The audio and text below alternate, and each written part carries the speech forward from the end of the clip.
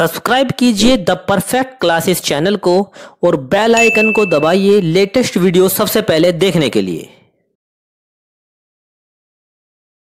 And the perfect classes में आप सभी का स्वागत है। शिक्षा निदेशालय राष्ट्रीय राजधानी क्षेत्र दिल्ली की वर्कशीट नंबर 1 डिस्कस कर रहे हैं बच्चों। क्लास 8 की वर्कशीट है, विषय है गणित।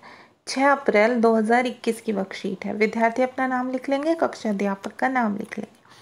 टॉपिक है बच्चों, आओ संख्याओं को जानें। तो देखिए यहाँ पर संख्याओं के बारे में एक वेन आरेख है, उसमें संख्याओं को दिखाया हुआ है। प्राकृतिक संख्याएं, पूर्ण संख्याएं, पूर्णांक और फिर उसके बाद परिमित संख्याएं, ये सब दिखाई हुई हैं। तो प्यारे बच्चों, पढ़ते हैं वर्कशीट। कक्षा 8 में आपका स्वागत है। यह आपका पहला कार्यपत्रक है। इस कार्यपत्रक में हम संख्याओं के बारे में जानेंगे। सबसे पहले जानेंगे बच्चों प्राकृतिक संख्याओं के बारे में। प्राकृतिक संख्याएं वस्तुओं को गिनने के लिए जिन संख्याओं का प्रयोग करते हैं, तो ये प्राकृतिक संख्याएं कहलाती हैं, जैसे 1 2 3 4 5 6 7 8। ठीक है। पूर्ण संख्याएं क्या होती हैं?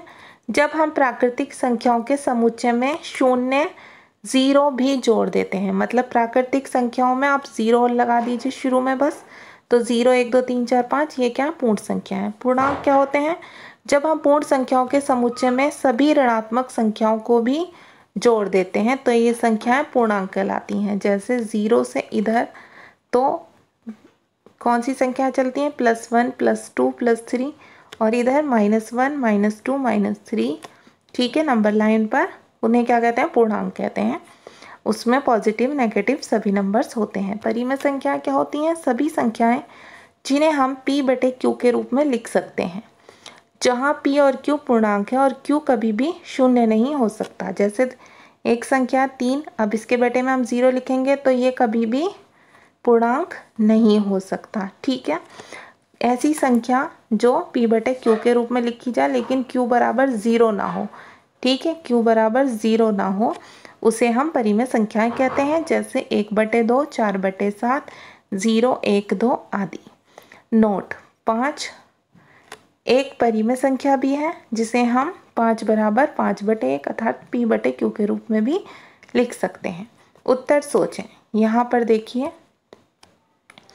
यहाँ पर आपसे पूछा हुआ है, ये देखिए 0 प्लस प्राकृतिक संख्याएं। अगर प्राकृतिक संख्याएं में 0 लगा देंगे तो वो क्या हो जाएंगी? पूर्ण संख्याएं हो जाएंगी। ठीक है, या पूर्ण संख्या हो जाएंगी। आप पूर्ण संख्याएं लिख लो, पूर्ण संख्याएं हो जाएंगी। ठीक है, पूर्ण संख्याएं लिख लेंगे आप ऐसे। अब देखिए क्वेश्चन नंबर 2 है। यहाँ नीचे दी गई परिमेय संख्याओं में कौन सी संख्याएं पूर्णांक भी हैं? तो देखिए, जो P/Q के रूप में लिखी जा सके, ठीक है, और जो P/Q के रूप में भी लिखी जा सके, और जो माइनस में हो और प्लस में हो, वो बतानी है हमें। तो परिमेय संख्याएं भी हो जो, और पूर्णांक भी हो।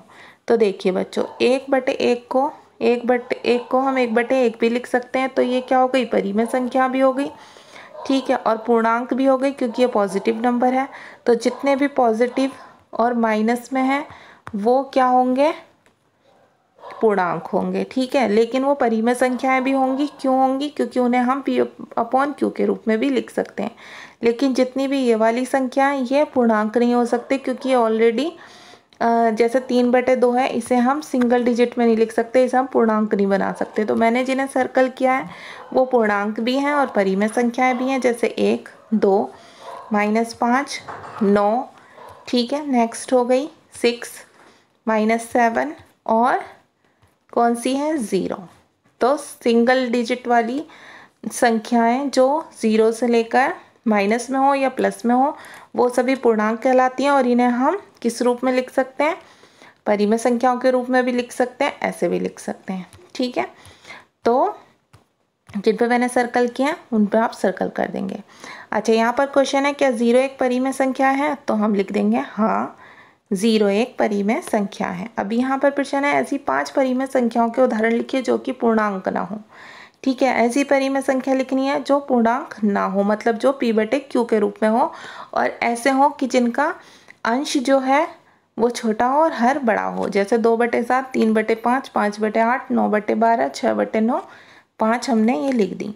तो आपकी वर्कशीट सॉल्व हो गई स्टूडेंट्स। अगर आपको हमारी वीडियो पसंद आई है तो प्लीज़ हमारी वीडियो को लाइक करें, शेयर करें, हमारे चैनल को सब्सक्राइब करें। Thanks for watching.